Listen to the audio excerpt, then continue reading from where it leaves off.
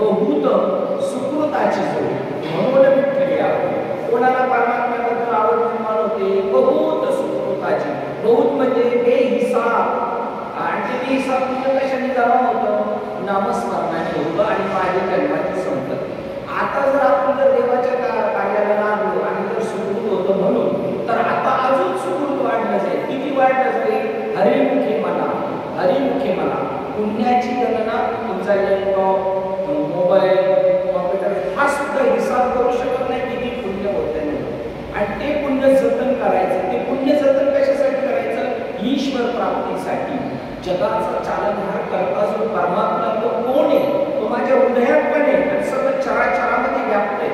आणि त्याची अधिष्ठान म्हणून आपण मूर्ती बनवलेल्या आहेत. मंदिर ही फक्त त्याची बाह्य अंगाने ओळख होण्यासाठी. आणि या मंदिरापेक्षा या मंदिराला जास्त किंमत आहे. देव, देवाचे मंदिर, आत्मा, परमेश्वर. कसं आहे आतमध्ये? साखर दिसत नाही, पण 100% काय? त्याच्यावर प्रक्रिया करावी लागते. तसं देहामध्ये देव आहे तो मिळवण्यासाठी प्रक्रिया करावी लागते. देव देवाचे मंदिर, आता आत्मा परमेश्वर. जशी उसात साखर तसा देहात परमेश्वर. आत्मा आतमध्ये आहे पण तो दिसत नाही, पण प्रक्रिया केल्यानंतर दिसतो. कांद्यामध्ये कांद्याचं बी आहे पण त्याच्यावर प्रक्रिया करावी लागते. त्याला उलटा कापून गुळाची बाजू आतमध्ये टाकावं लागते. 2-2.5 महिन्याने खायचं कांद्याचं बी वरती जाते. तसं इथं नामस्मरणाच्या योगाने नाभी स्थानाच्या खाली कुंडली नावाची शक्ती, तिला ह्या नामाचा जर जप भेटला, ज्या नामाने ज्ञानेश्वर महाराज, ज्या नामाने तुकाराम महाराजांच्या मनात पदावर ते नाम आपल्याला भेटले पाहिजे. दुर्दैवाने ती गोष्ट आपल्याकडे येत नाही. कारण आपल्याकडे अंधारी जे मध्यस्थी ते पण सुद्धा तेवढे अलर्ट नाही किंवा विषयी आहे, भोगी आहे गुरुजी आपल्याला मिळाले. जसं मी नेहमी सांगतो, इथून 200 किलोमीटर मुंबई आहे आणि इथून निघालेलं दूध मुंबईमध्ये 200 किलोमीटर प्रवास करताना एका रात्री 50% मिलावट होती. तिथं जास्त होते 50%. अगोदर 4 आपण टाकलीच येते आणि त्याच्यात अजून 50%, म्हणजे 12% डुप्लिकेट माल आणि 25% फक्त कलर येण्यासाठी दूध पोचतं तिथं. तसंच आपण अनेक सप्ते करतो, अनेक भागवत करतो, अनेक रामायण करतो, पारायण करतो, पण आपल्याकडे 25% असणारा सुद्धा खरा परमात्मा येत नाही. त्याचं कारण पण आपण आणि आपले शिक्षक. शाळेचा जर रिझल्ट आपल्याला लागत नाही तर विद्यार्थी ढ आणि त्याच्यामध्ये गुरुजी ड्युटीवर गैरहजर. गुरुजींनी जर ढ ठरवलं तर करू शकतात. ढ विद्यार्थी फक्त गुळ खाण्यासाठी नाथबाबांच्या घरी गेले होते. त्याला गुळ खायचा आवडायचा आणि तो गुळ खाता खाता बस बाकी दुसरी काय कामं नाही करायचं. त्याला वाटलं की मला काहीतरी काम करायला होते, झाडू मारायला होते, गणगुळी उगाळायला होते. ते म्हणते मी काही काम करणार नाही नाथबाबा. वरून राहिली पायी उगाच संताची पायी. असं पडून राहिलं संतांच्या जवळ. तरी साधू होऊ शकतो, संतांच्या संगतीत राहता राहता साधू होतो. पण हे आपल्याला पटणार नाही. कसं पटणार? साधूच्या संगतीत राहून साधू 100%. पण आता मी तुम्हाला दुसरं उदाहरण सांगतो. दारुड्याच्या संगतीत राहता राहता आपण केवळ दारुड्या होऊ शकतो. जुगारी माणसाच्या संगतीत राहता राहता जुगारी होऊ शकतो. पण चांगली गोष्ट आपल्याला वाटत नाही ती तेवढी पॉवरफुल आहे. चांगल्या गोष्टीचं उदाहरण देताना तुकाराम महाराज म्हणतात, जंगलामध्ये बोरी बाबळीची झाडं आणि त्याच्यात चंदनाचं झाड पण असतं आणि वारा आल्यानंतर दर्शन होतं त्यांचं बोरी बाबळींचं वगैरे. तर त्या सुद्धा बोरी बाबळी चंदनाच्या रूपाने घातल्या जातात. गटारीचं पाणी आपण घेऊन सोडतो. आपण तिथे कोणतं पाणी? समुद्राचंच पाणी पितो आणि समुद्राला गटारीचं पाणी बी घेऊन सोडते. घाण एकदम तिचे आपण दिवस धरावू शकत नाही अशी घाण गटारा जाते. पण त्याच्यामध्ये तेवढी पावर आहे, ते फिल्टर करतं आणि ती ईश्वरी सत्ता आहे की आपलं त्याच्यामध्ये आले ना ते थोडासा तिथपर्यंत दिसणार ते गडू पुढे गेले का ते निवडत जाणार. आणि ती समुद्राची प्रक्रिया परत त्याच्या आतमध्ये 95% नावाचा वडवाणी नावाचा अग्नी आहे समुद्राच्या. बघा पाण्याला पाणी विझवतं ना अग्नीला, पण तिथलं पाणी विझवत नाही. तिथं अग्नी 75%. तो खालून त्याला जाळतो. त्याची वाफ आणि सूर्याची 25% उन्हाळी वाफ होऊन त्याचं बाष्पीभवन होऊन आपल्या गावाला तेच पाणी प्यायला येतं. गेला पाहिजे. जनावरांनी काढून खाल्लं त्याचं शेण होतं, रस्त्याला पडला तर त्याचा रस निघून जायला स्वतः होईल. पण जर कारखान्यात गेला तर साखर होईल. तद्वत आपण जर संतांच्या संगतीत गेलो, आणि आजही तशी संत आहे, पण ते मिळायला सुद्धा आपल्या भाग्यात असावं लागतं. कारण आपण ऐकलेले कीर्तनामध्ये बहु अवघड आहे संत भेट. संत भेटणं अवघड, गोवा भेटणं फार सोपं झाले. आत्ता जरी एखाद्या इमारत ज्ञान 15 मिनिटात दुसरं तयार करू शकता, परंतु संत भेटणं अवघड. आणि संत पोटार्थी नसतात, संत जगाला ज्ञान द्यायला आलेले असतात. सांगा आज मी आळंदीत जाऊन बघा, ज्ञानेश्वर महाराज जिथे राहत होते त्या सिद्धपीठामध्ये तिथं असं फक्त दाखवलेले 2 पत्रे ठेवलेले साईड आणि झाड आहे. त्या झाडाच्या खाली बोललेले इथे 4 बाबंद राहत होते. म्हणजे बघा डेव्हलपमेंट आपण म्हणतो झाली, पण चांगल्या घटनेची काय होत, बनावट लोकांची चांगल्या पद्धतीची होती, पण चांगली नाही होणार. आजही त्या आळंदी जिथे ज्ञानेश्वरात होते ते 2 पत्रे ठोकलेले साईडनी, आणि असं थोडं आपण जनावरांना सुद्धा मांडव चांगला करतो तशा पद्धतीचं सुद्धा आहे. म्हणजे दुर्लक्षित राहते, चांगली गोष्ट नेहमी दुर्लक्षित राहते. बघा आपण जगात बाजारात काय घ्यायला गेलो ना, कधी कधी त्याच्यापेक्षा चांगली वस्तू असते पण तिथपर्यंत आपण पोहोचत नाही. नंतर दुसरं होतं अरे मी तिथूनच आणली. तशी या जगामध्ये आत्माची भेट करून देणारी, आपल्या हृदयातल्या आत्म्याची. आज आपण सगळे हे लोक येतात, श्रद्धेने देवाच्या पाया पडतात. तो देव जर तुम्हाला आत्ता जरी ते प्रत्यक्ष भेटला तर, आणि भेटू शकतो, आज आत्ता या घडीला भेटू शकतो, पण त्या प्रक्रियेतून गेलो तर अशा साधूची भेट व्हायला खूप मोठी पुण्याई लागते. देवाची आवड निर्माण व्हायला पुण्याई लागते. त्याच्यानंतर दुसरं आपण कीर्तनात ऐकलेले का बाबाकडे जाऊन विचारणारे कमीच लोक असतात. हो बाबा माझं उद्धार होईल का, बाबा मला तुमच्यासारखं बनवाल का, अशी फार लोक कमी असतात. उलट आपल्याला कीर्तनाच्या वेळेला अनाउन्समेंट करावं लागते, महाराज गावात आलेले आहे, मंदिराकडे चला, आहे की नाही. परंतु आता आमच्या गावात तमाशा पण असतो, अशी अजून कधी अनाउन्समेंट झालेली नाही का तमाशाच्या गाड्या गावात आलेल्या आहेत आणि सगळ्यांनी हजर राहा. उलट आपल्या घरचे म्हणणार 2 जण घेऊन जावा आणि पुढं लाईनला जाऊन बसा, पोरांना बसा, आणि ती चांगली बस करत टाकलेली असतात तरी नाही ना. तर आपले गुडघ्याचे पाय डोहाळे, आपण प्रारब्ध चांगला असावं लागतं. वाल्या घोड्याचं प्रारब्ध आपल्यापेक्षा चांगला. आपण म्हणतो आमचा जिल्हा, आमचा महाराष्ट्र भारी आहे, भारी, पण कशाने भारी हे नाही कळालं. महाराष्ट्रात तुमचा तुम्ही बाहेर जाता ना, त्यावेळेला ते म्हणतात तुम्ही संत लोक आहे, संतांच्या भूमीतून आला. ती देवभूमी काशी अयोध्या या देवभूमी आहे आणि आपली संतभूमी आहे. जर देवाची भेट करायची असेल तर मध्यस्थी लागतोच. तसं संत हे मध्यस्थी, ती ही भूमी आपली. पण आपलं महात्म्य आपल्याला कळत नाही, हिरव्याला हिरव्याची किंमत कळत नाही, त्याचा जेडी बाजारामधला मुश्य नसतो त्याची किंमत कळतो.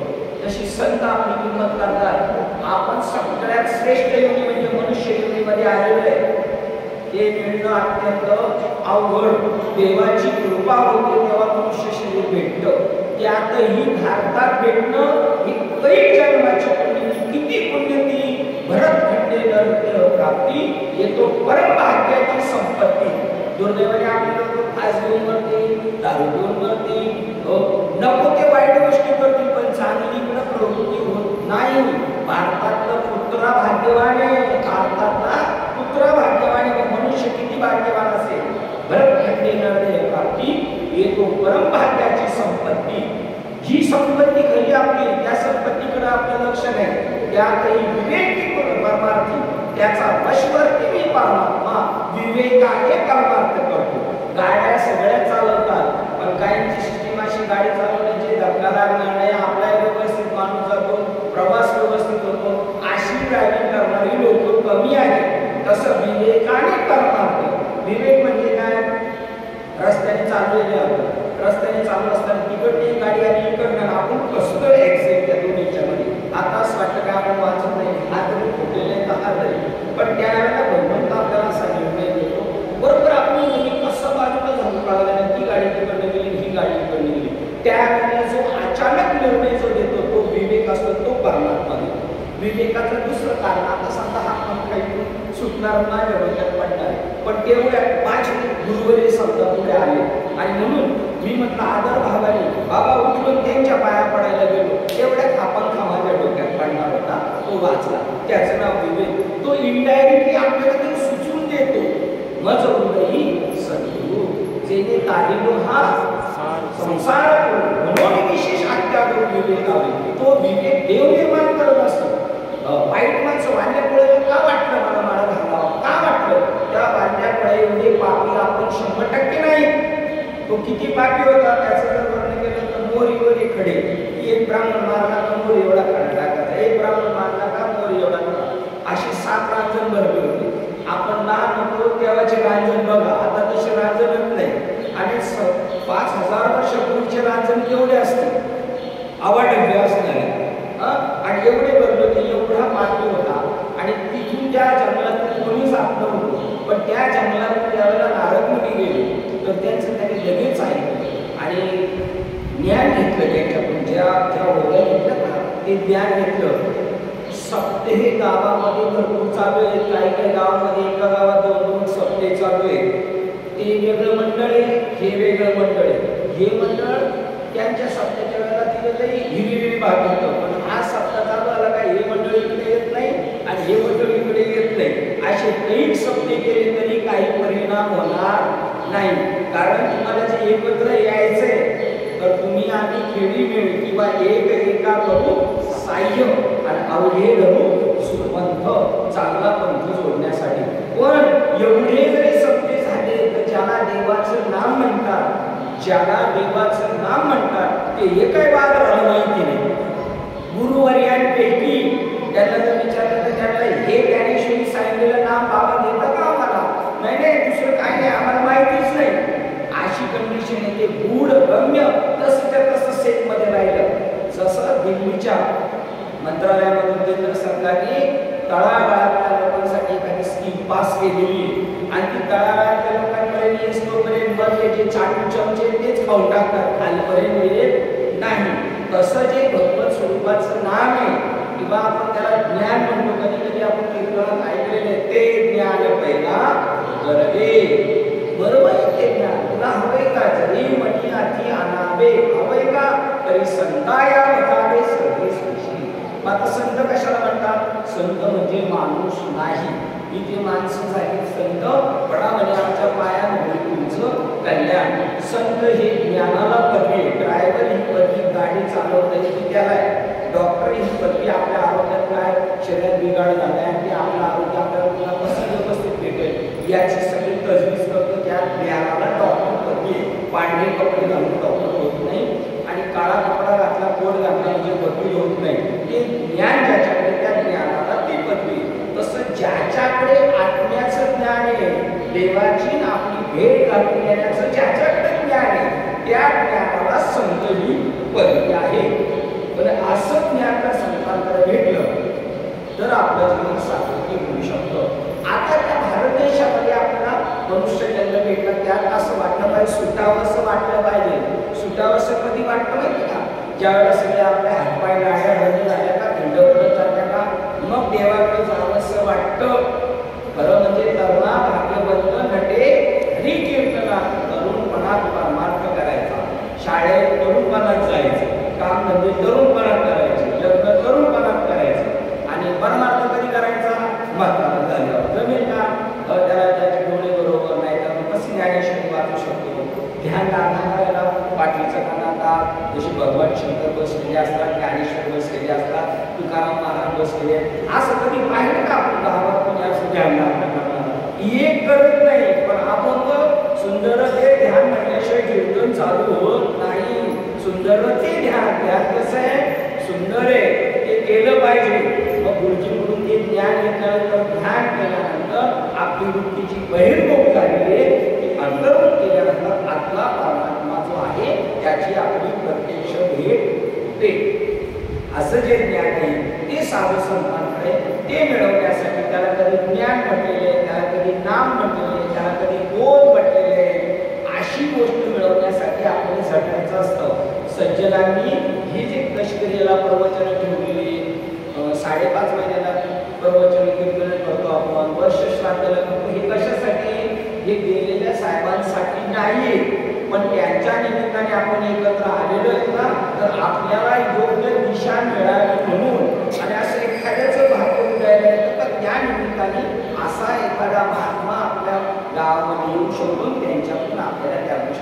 भेटू शकतात। मनुष्य जन्माचं सार्थक आत्म्याच्या भेटीत आहे। आत्मसाक्षात्कार झाला पाहिजे। मरायच्या अगोदर देवाची भेट झालीच पाहिजे आणि नाही झाली तर 84 लक्ष योनीमध्ये फिरावं लागेल। कुत्री, मांजर, गाढव, झाडं, झुडपं, येडी, बाबळी, वडाचं झाड झालं तर 2000 वर्ष एका जागेवर लटकावं लागेल। वडाचं झाड झालं ते जर जीर्ण व्हायला का त्याच्या पारुंब्या खाली येतात म्हणतात मेनला म्हणतात तुम्ही घाबरू नका आम्ही तुम्हाला काय देतो सपोर्ट। त्या वरच्या पारुंब्या खाली आल्या का त्या मूळ झाडाला सपोर्ट देतात। उत्तर भारतामध्ये 4-4 एकर मध्ये एक ओढे विचार करा त्या झाडाच्या जन्माला गेलं तर काय कंडिशन होईल। पण आपण आता बुद्धी चालत नाही। बुद्धीचे वैभवशाली बुद्धी कोण हे करतं आणि त्याच्यातून सुटायचंय। आपले माझे आजोबा होते जेव्हा मी त्यांच्याबरोबर जायचं त्या वडाला नैवेद्य ठेवायला। आता मी आजोबा होईल नाकाला घेऊन जाईल पण वड जायलाच आहे। ते आपल्यासारखी माणसं होती। आपल्या दरवाजातल्या म्हशी, कुत्री, गाया हे आपले नातेवाईक आहे। मी गायला आमच्या आईला म्हणते अरे तू ते बघत नाही तू शेजारी इकडं सरकत चाललाय इकडं सरकत चाललाय तू बघतच नाही।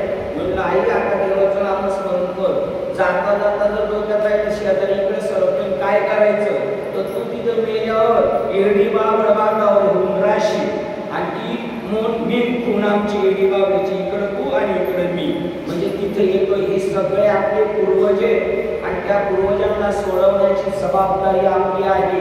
त्यांच्या शेताला आणि आपण नावं लावली आहेत ना हे पित्र वर्ष श्राद्ध कशासाठी आम्ही तुमच्या नावाने जन्माला आलोय तुमचं खातोय तुम्ही नाही सुटले पण आमची जबाबदारी आहे।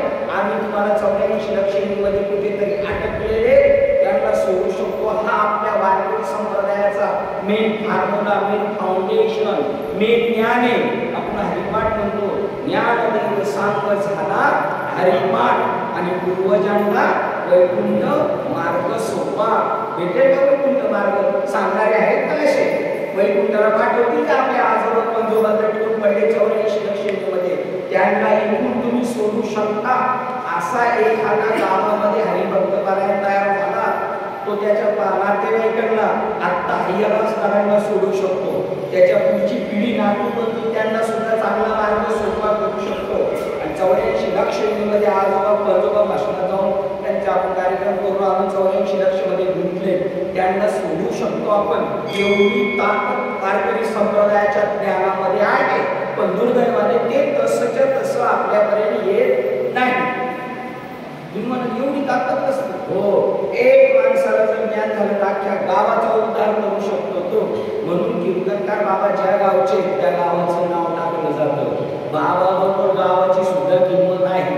त्या गावाला ऐकायला येऊ शकतो खाताड पेताडांना सुद्धा तो बाबा घेऊन जाऊ शकतो पण तो बाबा मी तेवढा कसा पाहिजे बाबा तू पाहिजे त्याच्यामध्ये त्या तुम्ही म्हणून कसं काय असं होऊ शकतो? होऊ शकतो पण ते नाही पटणार आपल्याला।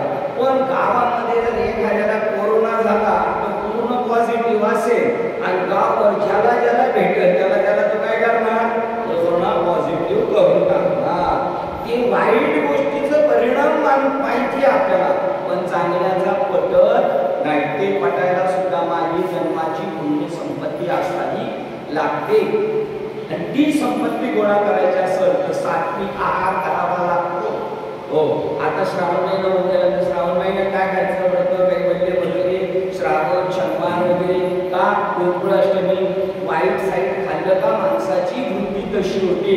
मुंबईला आलेला तो फार असा काळी पाहिजे असतो कधी काय म्हणत याच्यात पण दारू पिला तर गल्लीतला दारूच होतो आणि काय करायचं नाही तो करील भांडण करील मारामाऱ्या करील आणि दुसऱ्या दिवशी त्याला विचारतो का काल मी घेतली होती म्हणून झाली। ताकद त्या वाईट खाण्याची जेवढा मांसाहार करणार जेवढा अल्कोहोल पदार्थ सेवन करणार तो वृत्ती भडकवणार आहे तर तमोगुणी आहार आहे म्हणून सात्विक आहार घ्यायचा तो तसा आकळत नाही म्हणून तुळशीची माळ घालायची। ज्या गाया आवडत नाहीत म्हशी आवडत नाही त्यांना काय घालावं लागतात? लोटणी पाय फुट्या घालावं लागतात म्हणजे पळती नाही आणि लोटणी घातली पळायला लागल्या का त्यांच्या दांड्या मांड्या सटकून काढल्या का ते ऑटोमॅटिक जाग्यावर येतात। तद्वत आपण ताळ्यावर राहत नाही म्हणून पवित्र तुळशीची माळ घालावं लागते नाहीतर नाही वाढत तरी चालू शकते। हो अंतरी निर्मळ काचेचा रसाळ त्याचे गळा माळ असो नसो. पण उलटे इकडे माळ असुने कुटील खाना चालू सदा सर्वदा अंतरी कुटील. त्याने माळ काळा घालू नये. त्याने माळ घातली ना त्याने चांगलं भाषण करावं, चांगले विचार करावे, त्याच्यातून चांगली गोष्ट घडत असते. सात्विक आहार करण्यासाठी वंदन पवित्र तुळशीची माळ. त्या तुळशीच्या माळेमध्ये एवढी पावर आहे, मेलेल्या मुर्द्याला सुद्धा मोक्षाला घेऊन जाऊ शकते. हो मग काय करमणूक आहे का आपली? आंघोळ पांघोळ घातलं त्या शरीराला, ज्याच्या शरीरातून चैतन्य गेलेले त्याला गिरणीवर बांधलं. जुनी माणसं म्हणतात मंजुळ्याची माळा ना मंजुळ्याची आणि तुळशीचा माला तोंडात टाका. काय करमणूक आहे का? वास्तव आहे. पूर्वजांनी पाहिलं, आयुष्यभर नाही घातली सांगितलेलं ऐकलं. पण आता आम्ही एवढं तरी प्रयत्न करू, जाता जाता तुळशीचा माला ठेवू आणि पवित्र मंजुळ्याची माळा घालू, म्हणजे त्याला सबसिडी भेटे पुढे. एवढी ताकद आपल्या भारतीय संस्कृतीमध्ये आहे. ती गोष्ट करायची आपल्याला आणि मग मारायचं. आत्म्याची प्राप्ती न करता जो मनुष्य मरतो आणि त्यांनी किती प्रगती करू द्या, आम्ही कधी निष्क्रिय गेलो का लोक ते निघून जातात एवढं मोठं पान. बाबांनी खूप प्रगती केली, मुलांना खूप शिकवलं, मुलं डॉक्टर इंजिनियर वकील, सुनबाई सुद्धा तशा शिकलेली आहे, जावई पण तसेच. मुंबईला बंगला आहे, पुण्याला बंगला आहे, गावाला बंगला आहे, 2-4 फॅक्टरी आहे, 4-6 गाड्या आहेत, 25 एकर बागेची जमीन आहे. पण आम्ही विचारत असतो बाबांनी तुळशीची माळ घातली होती का? ते म्हणले नाही. मग त्यांना उभं आहे संत म्हणतात, इतर संत जन्माला गेला आणि पाणी वाहता वाहता मेला. काय केलं? स्वतःच हित केलं. अरे आपल्या हिताचे जागला धन्य माता पिता दयाशिया.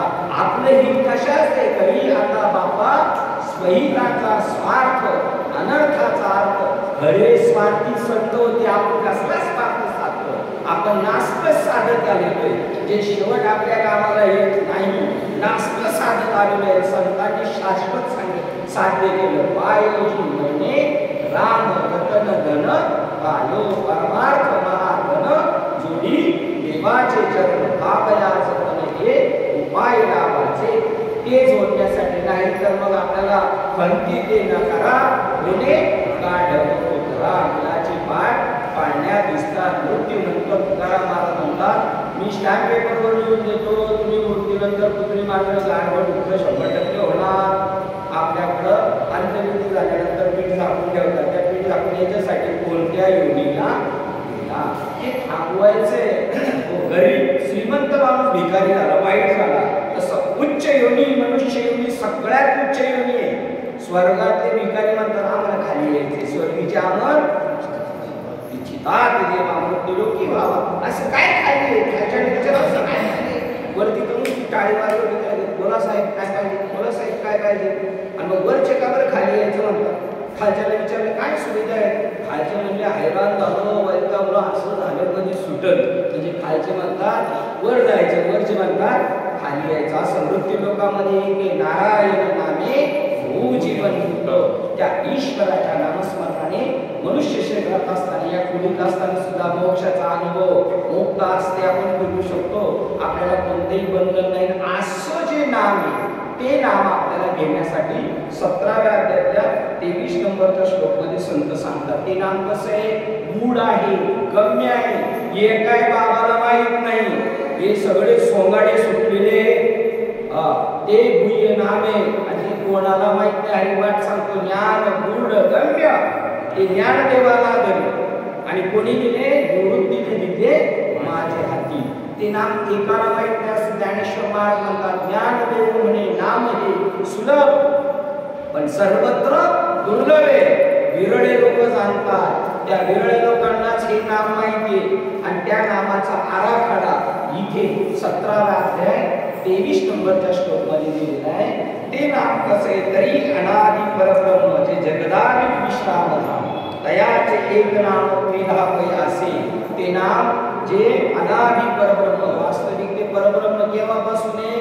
जेव्हा काहीच नव्हतं तेव्हा तो परमात्मा होता आणि त्या परमात्म्याला एकट्याला कर्मत नव्हतं म्हणून तो म्हणला मी अनेक शरीरे घेईल आणि तो इकडे आलेला आहे. तो अनादि परब्रह्म जगदादि विश्राम धाम. आपण कुठे विश्रामाला आहे? आता त्याच्या सोबत आहोत. आपलं घर म्हणजे त्याचं घर आहे, तिथे आपण आराम करतोय, आपण त्याच्यामध्ये आराम करतोय, तो आपल्यामध्ये आराम करतोय, असं हे एकमेकांमध्ये मिसळलेलं आहे. आणि तो विश्राम तयाचे एक नाम त्रिधा तयासी, त्या परमात्म्याचं नाम 3 प्रकारचं आहे. एक ओम, दुसरं तत् आणि तिसरं सत. आणि याचं विश्लेषण एक गुण आहे. हे पण फक्त तिथे जाण्यासाठी मार्ग आहे.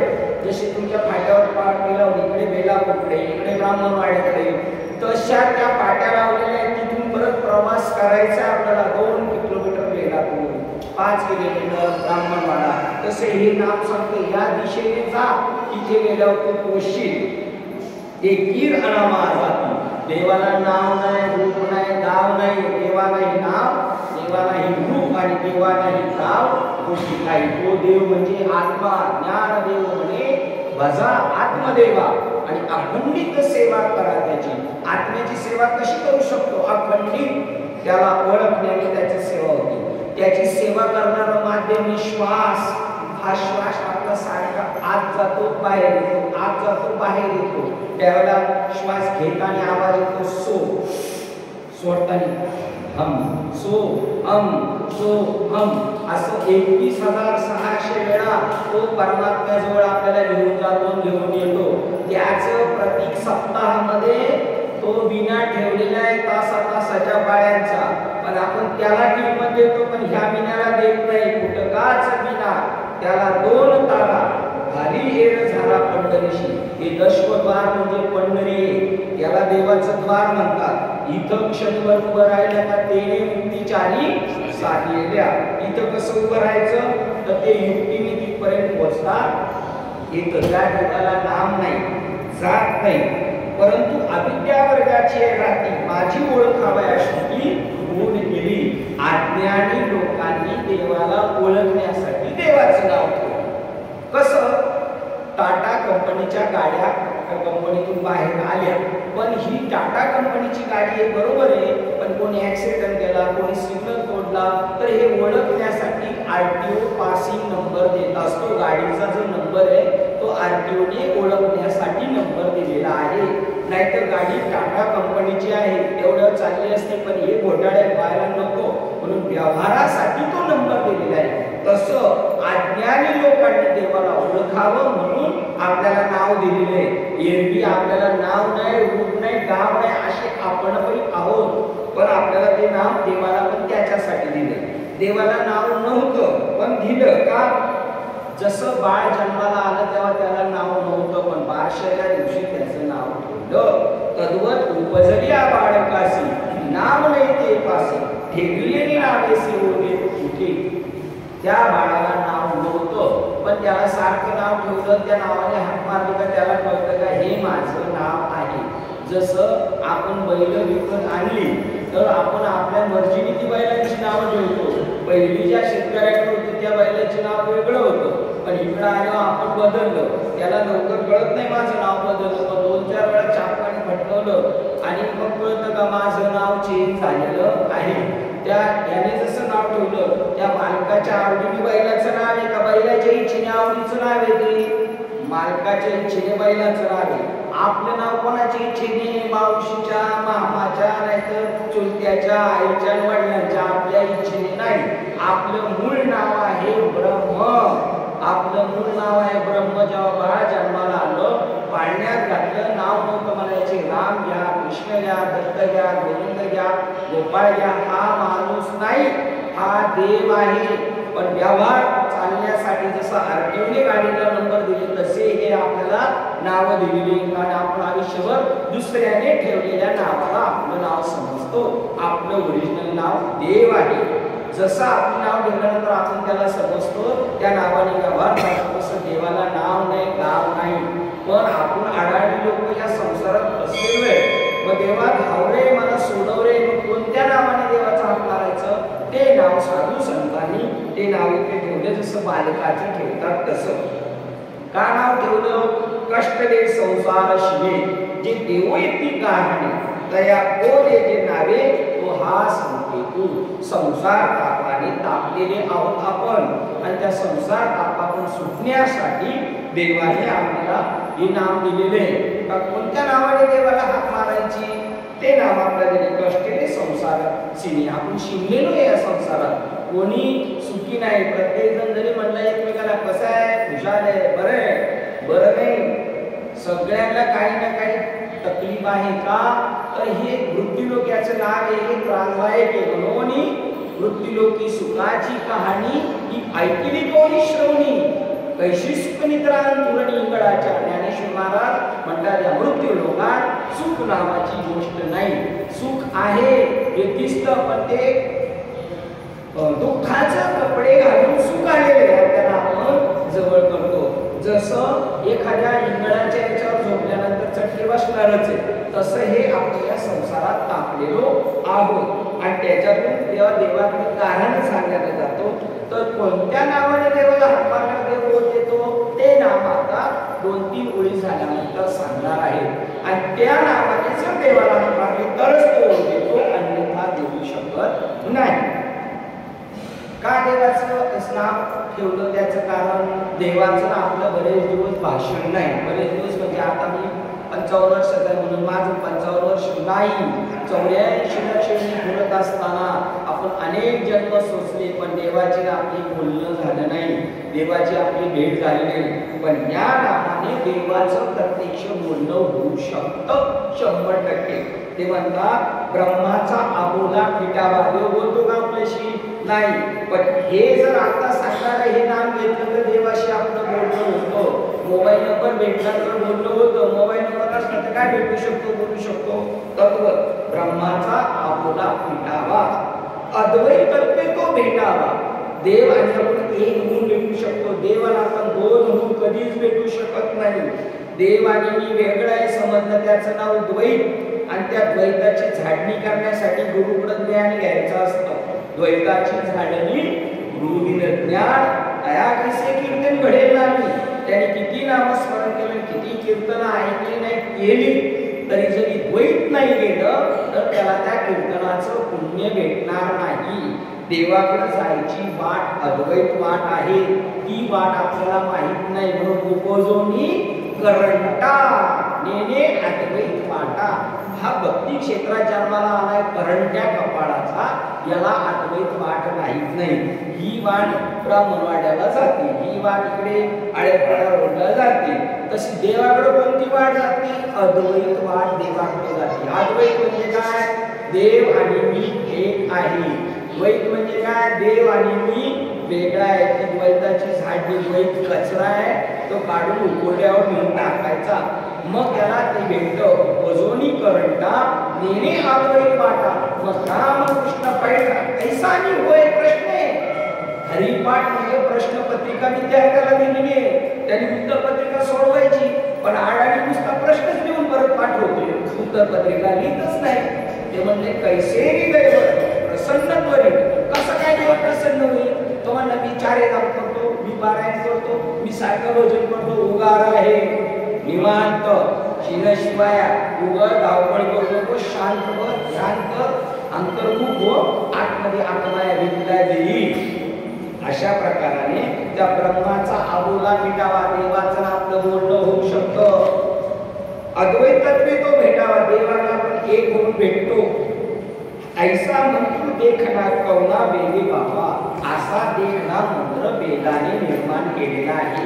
मगाशी श्रुतीरूपी माऊलीने आणि वेदरूपी बापाने ठेवलेल्या नामाने देवाला मागितलं भेटतं रामाचं नाव पाल्यापोळ्याने ठेवलं कुंती मातेने ठेवलं दशरथाने ठेवलं पण रामाचं नाव आहे का ते गुप्त आहे राम हे ओपन आहे पण रामाचं नाम गुप्त आहे ते रामाला सुद्धा हेच नाम घ्यावं लागलं म्हणून वशिष्ठ गुरूंकडे शरण गेले नाहीतर त्यांचं नाव राम होतं ते राम राम मी म्हणत असलं तरी चाललं असतं पण त्यांना वशिष्ठाला शरण जावं लागलं आणि मग वशिष्ठाने त्यांना राम केला ब्रह्मज्ञानी वशिष्ठ मुनी तारक रामाला वशिष्ठ मुनीने ब्रह्म नाम दिलं ते ज्ञानेश्वर महाराज म्हणतात की महाराष्ट्राच्या नगरीला विद्येचा सुकाळ करू, घेणे देणे सुखची. हे मराठीची नगरी ब्रह्मविद्येचा सुकाळ करी आणि घेणे देणेवरी सुखची होऊ दे जगा.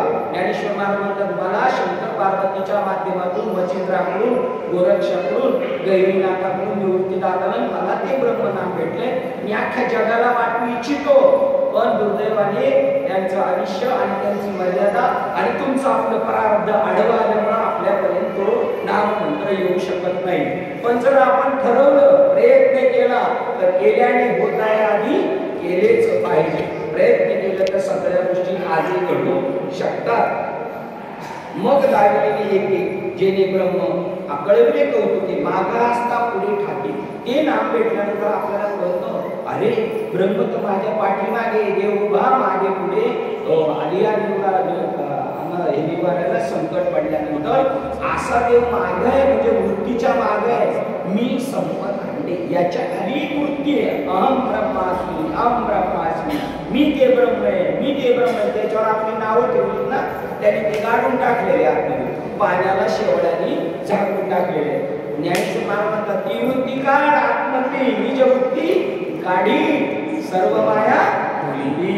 इंद्रिया श्रवणीला पुनपती माया काढ. सुरुंग लावल्यानंतर कसं सांगितलं जातं, लांब जावा तसं ते सुरुंग लावला जातो आणि सगळ्या जगातली मोह, माया, काम, क्रोध, लोभ, मोह, मत्सर सगळं उद्ध्वस्त होऊन जातो आणि फक्त देव आणि देवच भेटतो.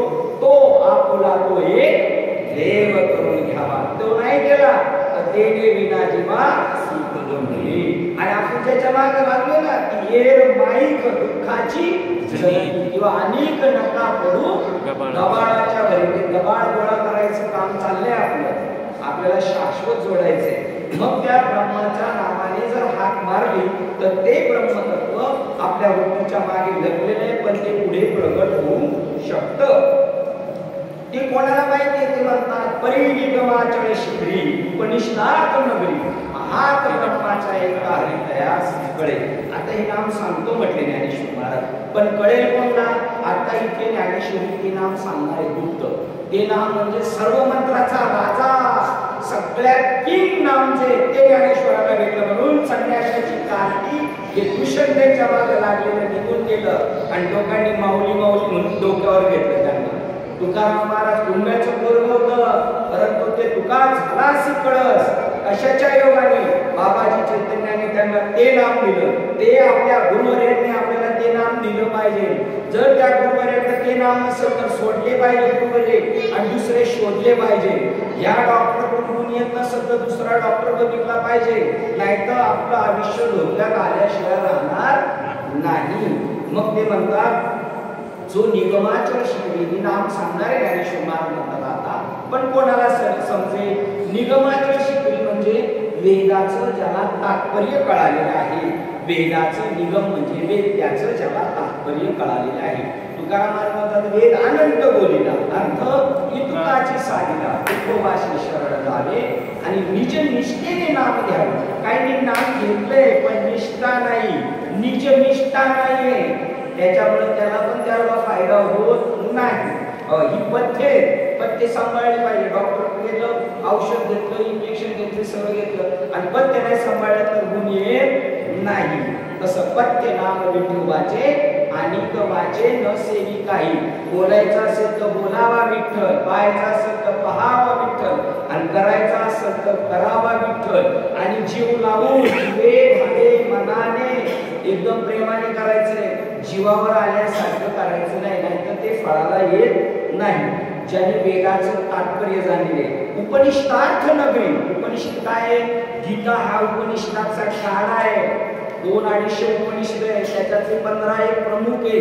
आणि त्या उपनिषदाचा काढा कोरोनामध्ये कसा काढा घेतल्यानंतर त्या रोगाला डॅश आपण टक्कर देत होतो, तसं याचा संसाराला आपण टक्कर देऊ शकतो. या डेंजर संसाराला उपनिषदाचा काढा म्हणजे नाम आहे. त्या सगळ्या उपनिषदांचा काढा काढला ते हे गीता तत्व आहे. हे उपनिषदाचे सार, सकळ शास्त्राचे माहेर आणि परमहंस सरोवर सेवेचे जे हे उपनिषदाचा काढा आहे. तो जर सेवन करत असेल, ज्याला उपनिषद विनाग्रह म्हणजे जो ज्ञानेश्वरी वाचतो, भगवद्गीता वाचतो, भागवत वाचतो, त्यालाही कळेल नाम अरे असे नाम बरोबर इथे सांगितलंय, त्याला कळू शकतो. आणि आहात ब्रह्माच्या एका हरी, पंक्तीने जेवायला बसा, एका लाईनने एका हरीने जेवायला बसा.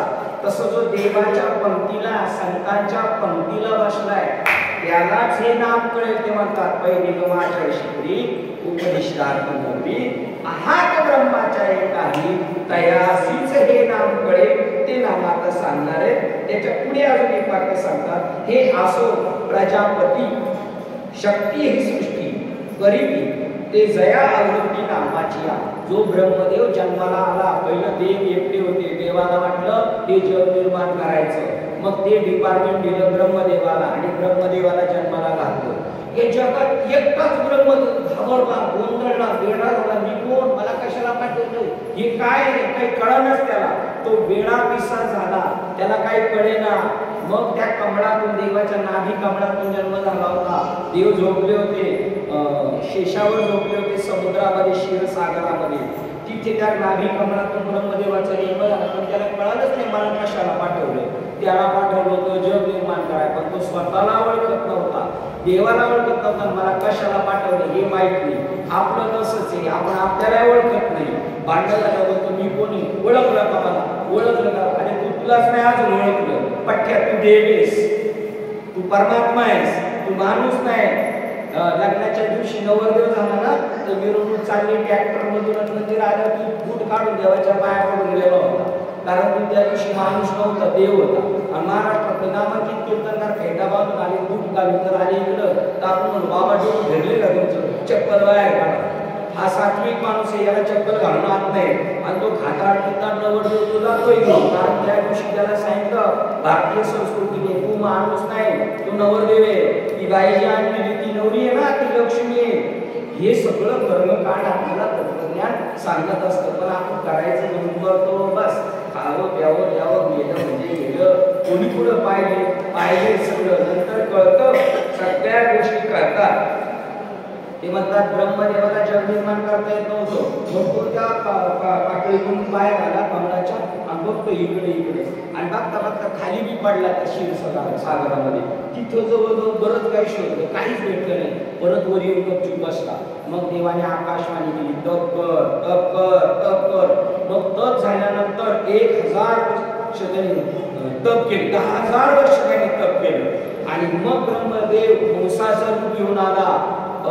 काय म्हणतात, आदी मुख्य महाविष्णू चैतन्याचे मूळ संप्रदाय फळते पुण्या हंसरूपी ब्रह्म उपदेशी श्री हरी. हंसाचं रूप घेतलं त्या ब्रह्माने आणि ब्रह्मदेवाला ते नाम सांगितलं. मग त्या ब्रह्मदेवाने स्वतःला ओळखलं, मी ईश्वर आहे, तुम्ही ईश्वर आहात, हे जगत निर्माण करायचं मला काम सांगितलं का. मग त्याने जग निर्माण केलं. तोपर्यंत त्याला जग करता येत नव्हतं. पुढे वाक्य पहा, सृष्टीच्या उपक्रमा पूर्वी काय विरुद्धमा वेडा ऐसा ब्रह्मा एकला होता. जग निर्माण करायचा ब्रह्मदेव वेडा पिसा भटकत होता, मला कशाला पाठवलं काय कळत नव्हतं. पण त्याला त्या नावाने म्हणजे ईश्वरातेन ओळखे. भगवान कृष्ण म्हणतात, तो ना सृष्टी करू शके, तो थोरू गेला नामी एके. मग त्या ब्रह्मदेवाला जग निर्माण करता येत नव्हतं, स्वतःला ओळखत नव्हता, देवाला ओळखत नव्हता. मग मी त्याला नाम दिलं, पण त्याने मला ओळखलं, त्याला ओळखलं, जगत निर्माण केलं. ते म्हणतात जयाचा अर्थ धाताजी तया वर्ण तयाची जपता विश्वसृजन योग्यता आली. मग त्याने त्या नामस्मरण जपल्यानंतर त्याने जग निर्माण केलं.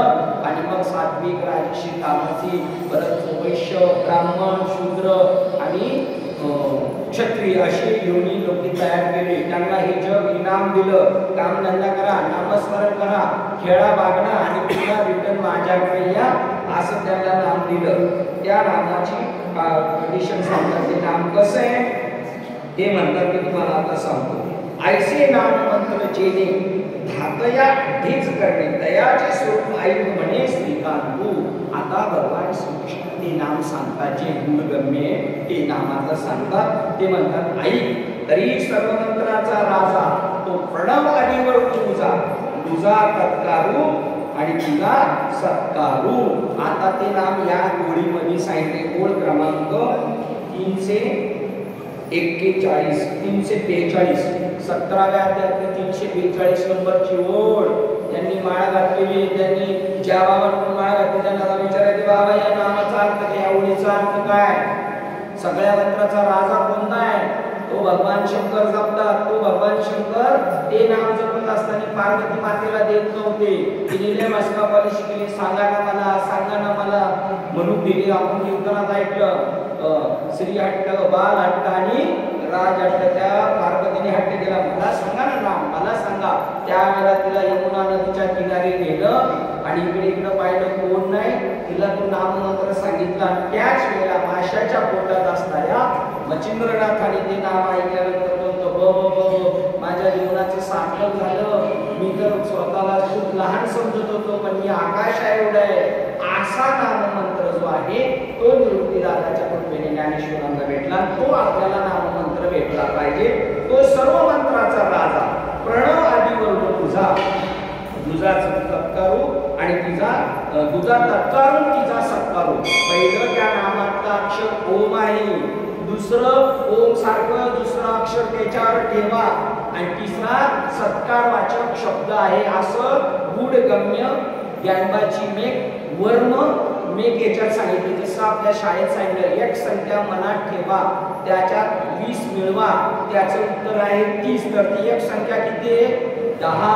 तसं इथं सांकेतिक भाषेत सांगितलं, सर्व मंत्राचा राजा प्रणव. प्रणव म्हणजे आपल्या नाकात जातो ना श्वास आणि येतो, त्याला ओंकार म्हणतात. तो पहिला अक्षर त्याच्यातलं ओम आहे, दुसरं ओम प्रकारचं दुसरा शब्द त्याच्यावर ठेवा आणि तिसरा त्याला नमस्कार करा, तिचा सत्कारू.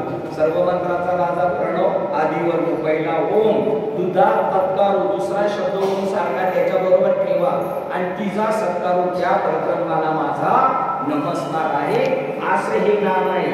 आणि या नामाचा अर्जुना आसमाचे हे उपनिषदाचं सुंदर फूल आहे आणि त्या फुलाचा तू सुगंध घे. ते म्हणतात बघा, इथे वाक्य दिलेले, एवं तत्सदाकारू ब्रह्मनाम हे त्रिप्रकार. हे फूल कुरंबी सुंदर उपनिषदाचे उपनिषद रूपी हे सुंदर फूल आहे आणि याच्यातून त्याच्यातला सुगंध रूपी हे नाम तू घे आणि तुमचं जीवन कल्याणमय करून टाक. त्याच्याने काय फायदा होईल?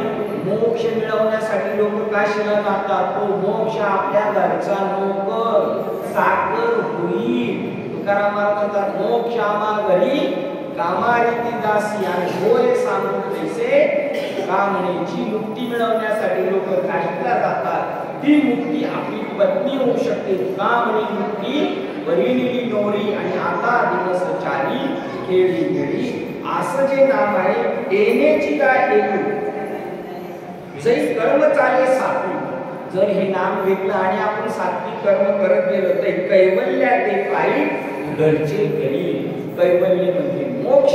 त्या मोक्षाला आपल्या घरचा नोकर करू शकतो आपण. असं हे नाम आहे. हे नाम मिळवण्याचा प्रयत्न करायचा, पवित्र तुळशीची माळ घालायची आणि जीवनाचं सार्थक करायचं. या नामाचा उपदेश आपल्याला मिळू शकतो. आमचे दादा बाळासाहेब थापाळे यांच्या पत्नी प्रतिभाताई थापाळे उत्तम प्रवचन करतात. त्यांना ह्या सगळ्या गोष्टी माहिती आहेत, त्यांनी त्या अनुभवलेल्या आहेत. तर तुम्ही त्यांच्याशी संपर्क साधा, त्यांना विचारा. तुमच्या गावामध्ये ब्रह्म नांदतय खेळतय, त्याची तुम्ही ओळख करून घ्या. पुन्हा जन्म मिळणार नाही, एक रुपया खर्च नाही. कुठं काशीला बनारसला पंढरपूर आळंदीला सुद्धा जावं लागत नाही. हे नाम घेतल्यानंतर खाईचं बैसोनी करा एक चित्त आवडी आनंद आडवावा नगवती सायास साधे गणांतरा सुखे तो घरा नारायण. तुका म्हणे सोपे आहे सर्वाहून, सगळ्या गोष्ट सोपे. संसार टाकायचा का नाही, असोनी संसारी जीवेला वेग द्यायचा त्या नामस्मरणासाठी आणि आपले जीवन कृतार्थ करून घ्यायचंय. संसारी असावे असोनी नसावे आणि भजन करावे वेळोवेळा. असा अगदी थोडक्या भाषेत ज्ञानेश्वर महाराजांनी निरोप तुमच्यापर्यंत सांगण्याचा प्रयत्न केला. मी काय म्हणता कीर्तनकार प्रवचन करण्याकडे एका मोठ्या साधूच्या संगतीत बसण्याचा योग आला. साहेबांचे मला खूप मार्गदर्शन असायचं, बाळासाहेबांचं. त्यांच्या याच्यात उतराय होण्यासाठी प्रयत्न करतोय आणि तुमच्यापर्यंत पोहोचवायचं. तुमचं सुद्धा काहीतरी पाठवलं. पवित्र तुळशीची माळ घाला. पवित्र तुळशीची माळ घालण्यासाठी मांसाहार करायचा नाही, नशिले पदार्थ सेवन करायचे नाही, आपल्यासाठी आपल्या हितासाठी देवावर कोणावर आपण उपकार करत नाही। माळ घाला, पवित्र गुरु करा, गुरुकुल हे असं मुक्त नाम घ्या, ज्यांनी नाम घेतले त्यांनी ध्यान धारणा करा, काहीच बसून थोडे आपण नामचिंतन करायचं, मग त्याच्यातून आपल्याला परमात्म्याचा साक्षात्कार होतो, देवाची भेट होती आणि हा देह ठेवायच्या अगोदर परमात्म्याची भेट झाल्यानंतर आपलं जीवन सार्थकी लागतं। का म्हणे जन्म आल्याचे सार्थक विठ्ठलाचे देह, या परमात्म्याला पाहून जर जीवन सोडलं, देह ठेवला तर आपण कृतकृत्य होऊ, आपल्या योगाने आपल्या नातेवाईकांचं कल्याण होईल, पूर्वजांचं कल्याण होईल, पुढील पिढीला सुद्धा तो एक आशीर्वाद राहतो आणि ती चाकोरी सुटत नाही, त्या चाकोरीने आपल्या सगळ्यांचं कल्याण होऊ शकतो। झालेली सेवा सेवेसाठी निवडलेल्या मुली होत्या।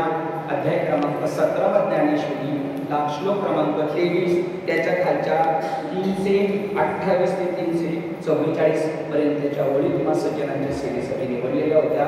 झालेली सेवा हृदयस्थ सद्गुरू सच्चिदानंद श्रीपाद बाबा रामदास बाबा, अधिष्ठान असणारे स्वामीजी, तसेच आमचे दादा बाळासाहेब, तसेच तुम्हा सर्वज्ञांच्या चरणावर प्रभू तुम्ही महेशाच्या मूर्ती भक्ती म्हणून बोलती स्वीकारावी। झालेली सेवा तुम्हा सज्जनांच्या चरणावर समर्पित करतो।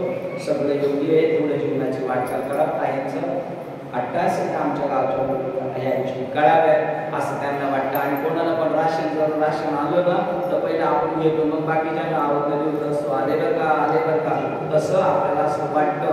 आता लाडके बहीण पैसे आले तर बरे, पण सांगितलं आल्यावर मग सांगायला सुरू की आले बरं का, तसं इथे सुद्धा ह्या सुविधा आहे, त्याला 1 रुपया खर्च नाही, फुकट फायदा आहे, घेतल्याशिवाय राहू नका, आकारुणी सांगितला नाम घेता राहू नका। झालेली सेवा अधिष्ठान ज्ञानेश्वरी तसेच स्वामीजी आणि तुम्हा सज्जनांच्या चरणावर सेवा समर्पित करून सेवेला इथे पूर्ण विराम देऊया। कुंडली गौरी हरिमंगल श्री नारायण देव कुंडलीनाथ भगवान की, मौली ज्ञानेश्वर महाराज, श्री जगद्गुरु संत तुकाराम महाराज, शांती ब्रह्मेश्वरान महाराज की, सच्चिदानंद श्रीपाद सच्चिदानंद रामदास की, अवधूत चिंतन गोपाल कृष्ण भगवान की, रोले गणेश